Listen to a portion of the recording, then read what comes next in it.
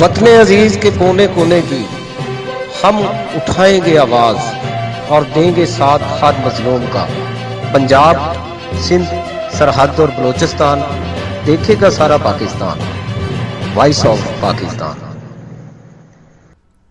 السلام علیکم ناظرین، آپ دیکھ رہے ہیں وائس آف پاکستان اور میں ہوں نور حسن اسم۔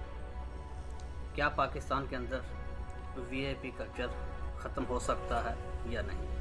پاکستان کے اندر قانون ایک ہے یا دو ہے؟ جیسا کہ پورے پاکستان نے کل ایک ویڈیو دیکھی، بڑے افسوس کی بات ہے کہ شب قدر کی رات تھی، عبادت کی رات تھی، اللہ پاک سے گناہوں سے معافی مانگنے، گڑ گڑا کر رونے اور شب قدر کا ثواب حاصل کرنے کی رات تھی، مگر سوشل میڈیا پر ایک ویڈیو وائرل ہوتے ہوتے آخرکار چیف آف آرمی اسٹاف نے اس کا نوٹس لے لیا۔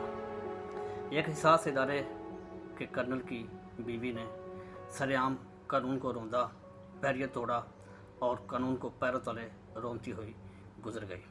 اس سے پہلے بھی درجنوں ویڈیوز سوشل میڈیا پر وائرل ہوئیں جہاں پر حساس ادارے، عدلیہ، صحافی، اعلیٰ افسران، اشرافیہ کے اہل و عیال قانون کو رونتے ہوئے گزر جاتے ہیں، ان کو کوئی پوچھنے والا نہیں، کوئی ایکشن نہیں ہوتا۔ سوال یہ ہے کہ کیا مدینہ کی ریاست میں ایسے ہوتا ہے؟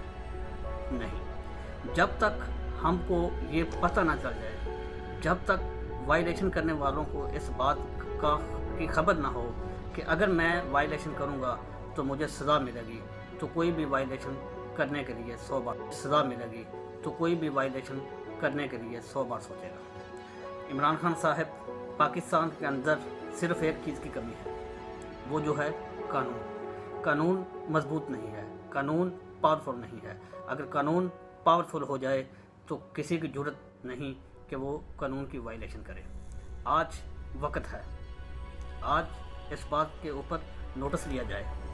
یہ اس لیے نہیں کہ وہ حساس ادارے کے ملازم کی بیوی ہے، اس نے وائلیشن کی ہے، اس لیے نہیں، اس لیے کہ قانون سب کے لیے برابر ہونا چاہیے، چاہے وہ غریب ہو یا وہ اشرافیہ ہو۔ اگر قانون کے اوپر عمل درآمد ہو جائے گا تو ہم قانون کو وائلیشن کرنے کے لیے 100 بار سوچیں گے۔ جیسا کہ ابھی چینی کی کمیشن کا فیصلہ بھی آ چکا ہے، رپورٹ پبلک ہونے جا رہی ہے، کیا چینی چور جو مافیا ہے ان کے خلاف کارروائی ہو سکے گی؟ عمران خان کو چاہیے کہ آج وقت ہے تاریخ بدلنے کا، کہ ایک ایسا سبق سکھائیں ان مافیاز کو جنہوں نے کرپشن میں ملوث ہیں اور جنہوں نے چینی چوری کر کے غریبوں کے حقوق پر ڈاکہ ڈالا ہے۔ ان کے خلاف ایسی کارروائی کریں کہ خلاف ورزی کرے گا اس کو سزا ملے گی۔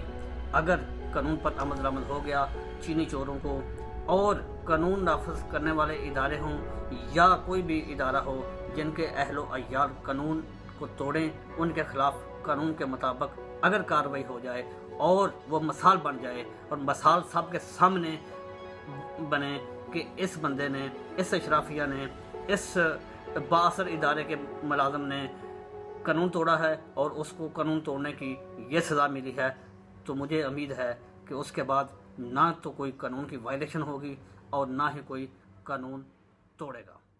دیکھتے رہیے۔